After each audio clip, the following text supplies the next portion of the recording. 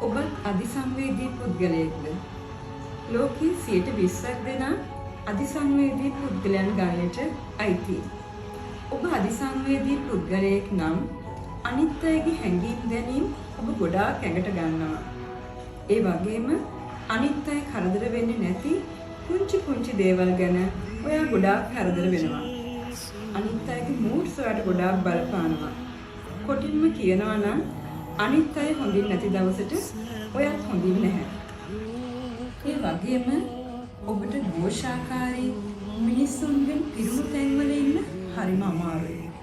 ප්‍රචණ්ඩත්වයෙන් පිරුණු චිත්‍රපට බලන්නත් ටිකක් අමාරු ඇති.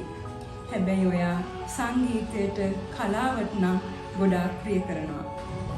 බහිම්බස් වීම ඔයාට ගොඩාක් අමාරුයි. ඔයා ඒව මගහරින්න උත්සාහ කරනවා. ඒ වගේම ඔයා ගැන කරන විවේචන වලින් ඔයා ගොඩාක් හිත රිදව ගන්නවා. අධිසංවේදීතාවය මානසික මෙන්ම ශාරීරික වෙහෙසක් ගෙන දෙන දෙයක්. විශේෂයෙන්ම ඔබට ගොඩාක් දැනෙන අත්දැකීමකින් පස්සේ. ඒ වෙලාවට ඔබට පොඩි විවේකයක් ගන්න අවශ්‍ය වෙයි. අර වැය වෙච්ච ශක්තිය නැවත එකතු කරගන්න. අධිසංවේදීතාවය කියලා කියන්නේ මානසික රෝගයක්වත් ඔබේ වරදක්වත් නෙවෙයි. අධිසංවේදීතාවය ඔබේ යහපතකටම හරව ගන්න පුළුවන්. හැබැයි ඔබ ඔබවම හොඳින් රැක බලා ගත්තොත් චෙසපිට